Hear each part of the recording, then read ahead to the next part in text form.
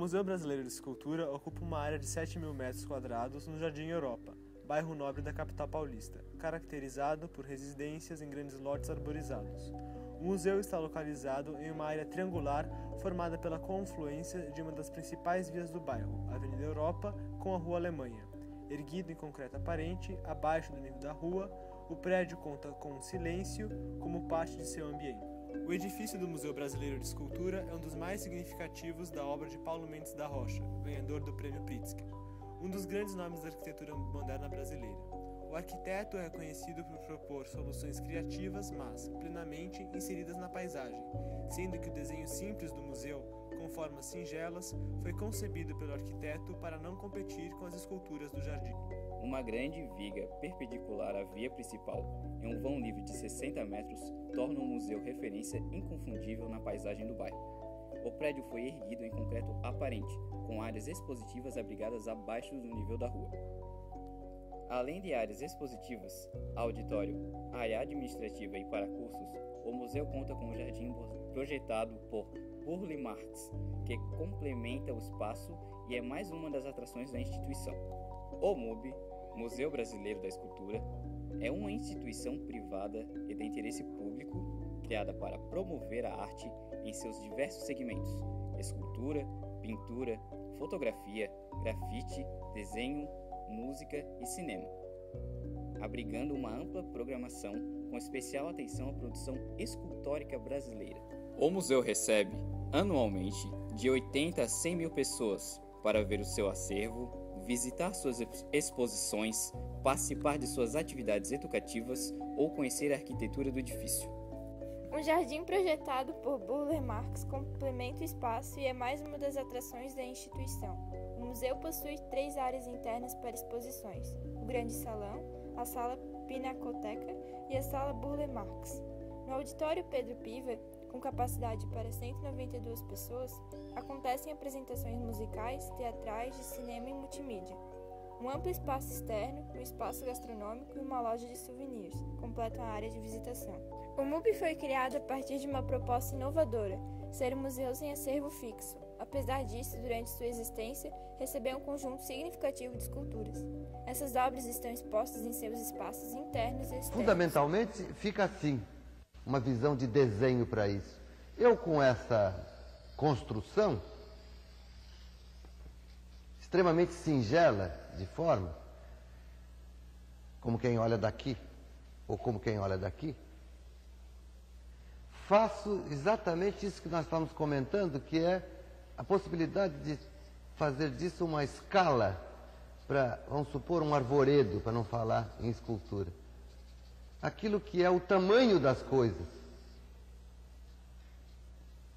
Então nós imaginamos que isso podia ser um pé direito baixo por aqui e que a construção pudesse ser feita com a forma mesmo do terreno por aqui e que pudesse abrir aqui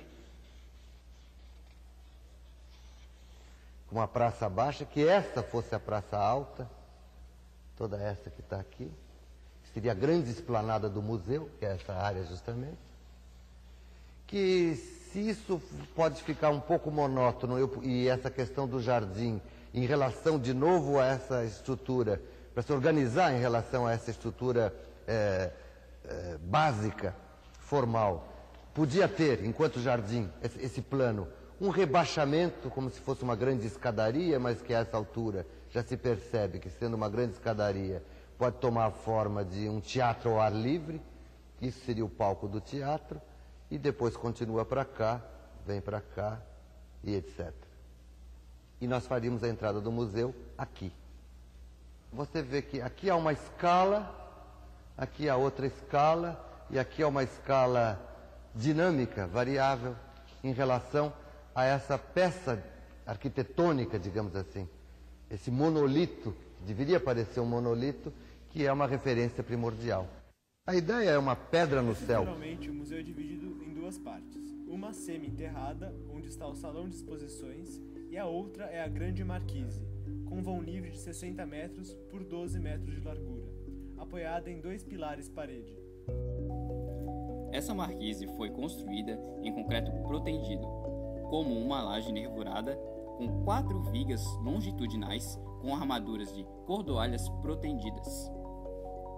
A estrutura da cobertura da parte semi-enterrada também é de concreto protendido, até mesmo em suas vigas curvas do auditório. Nós vamos ter que trabalhar com a seção celular, peças extremamente delgadas, portanto, tão delgadas quanto for possível materialmente executá-las. Vamos ter que trabalhar com materiais de altíssima resistência, aço de proteção, concreto com FCK muito elevado. E vamos, além disso, ter que utilizar uma milagrosa técnica, que é a técnica da proteção.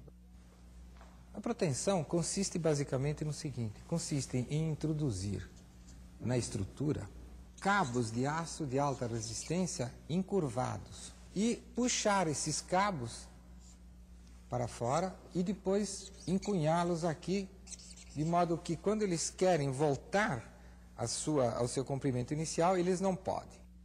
A estrutura do museu foi pensada com uma proteção inicial e com uma curvatura inicial negativa. Então, o que foi preciso fazer aqui foi criar uma contraflecha da ordem de 15 centímetros, que será literalmente consumida ao longo do tempo, esperando-se que nunca chegue a ser totalmente gasta.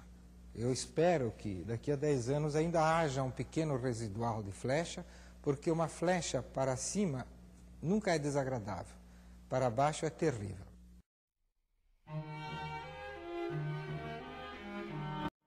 Localizado em Dornach, Suíça, Goetheanum foi projetado durante o ano de 1924 pelo filósofo, pedagogo e arquiteto austríaco Rudolf Steiner. Construído entre 1925 e 1928, foi o primeiro edifício de escala monumental a ser construído inteiramente de concreto armado, sendo também pioneiro no uso do concreto aparente. O Goetheanum foi projetado e construído para sediar a Escola de Ciências Espirituais e a Sociedade Antroposófica, ambas fundadas por Rudolf Steiner, tendo como função ser o espaço de intercâmbio e treinamento de questões que abrangem os campos artísticos, científicos e espirituais. Esse centro cultural possui 3 auditórios, um com 1.000 lugares, outro com 450 e um menor com 200, uma galeria de arte, salas de aula, salas de conferências, biblioteca, livraria, restaurante e espaços administrativos da Sociedade Antroposófica. Ao redor do Goetheanum, em seu jardim, também foram projetadas por Steiner outras estruturas de suporte, como laboratórios, observatório, oficinas, ateliês, dormitório para estudantes, refeitório e residências. No conceito arquitetônico criado por Steiner, cada elemento, forma e cor assume uma relação interna com o todo, e o todo flui organicamente em seus elementos individuais em um processo de metamorfose.